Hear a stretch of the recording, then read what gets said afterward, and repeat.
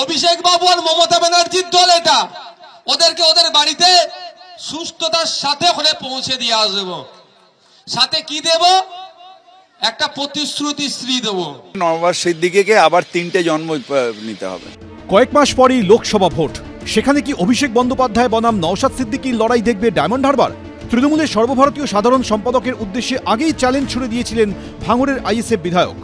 দল অনুমোদন দিলে অভিষেক বাবুর বিরুদ্ধে দাঁড়িয়ে অভিষেক বাবুকে প্রাক্তন এমপি করব। আর রবিবার অভিষেক বন্দ্যোপাধ্যায়ের খাস তালুকে দাঁড়িয়েই তাকে নিশানা করলেন নওশাদ সিদ্দিকী।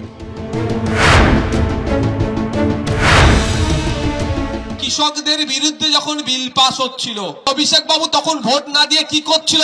সিএ যখন হচ্ছিল, অভিষেক বাবু তখন কোথায় ভোট দিয়েছিল? হয়তো সিএ এর পক্ষেই ভোট দিয়েছে।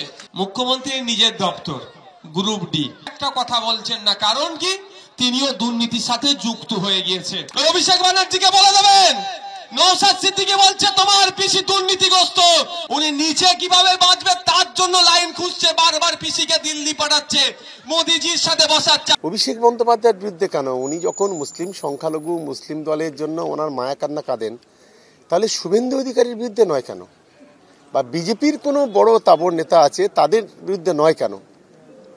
কারণ এটাতে প্রমাণ হয়ে গেল যে বিজেপির একেবারে পৃষ্ঠপোষক হিসেবে উনি কাজ করছেন, বিজেপির দালাল হিসেবে যে কাজ করছেন। কিছু সংখ্যালঘুদের ভোট যদি কেটে নিয়ে বিজেপির হাতটাকে শক্তিশালী করা যায়, এই ভাবনা নিয়ে তিনি এই কাজটা করছেন বলে আমার মনে হয়েছে।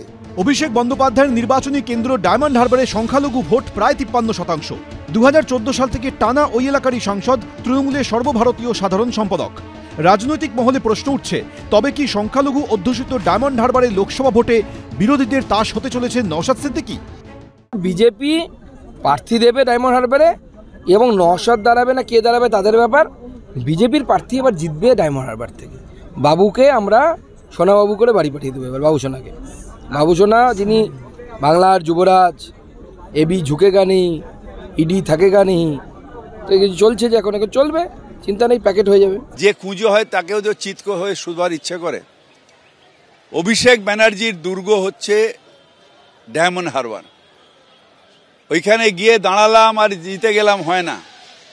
অভিষেক ব্যানার্জি ডায়মন্ড হারবারের প্রত্যেকটা মানুষের সাথে আমি দেখেছি, নিজে বারবার করে গেছি, যে একটা হৃদয়ের সম্পর্ক আছে। ডায়মন্ড হারবার মানুষকে পরিষেবা দেয়, সেটা করতে গেলে নওশাদ সিদ্দিকীকে আবার 3টে জন্ম নিতে হবে।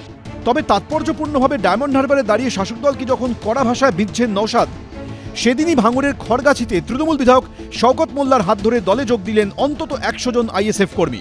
সোমবার ডায়মন্ড হারবারে প্রশাসনিক কর্তাদের নিয়ে পর্যালোচনা বৈঠক করবেন অভিষেক বন্দ্যোপাধ্যায়। সত্যজিৎ বৈদ্য, রঞ্জিত হালদার ও গৌতম মণ্ডল, এবিপি আনন্দ।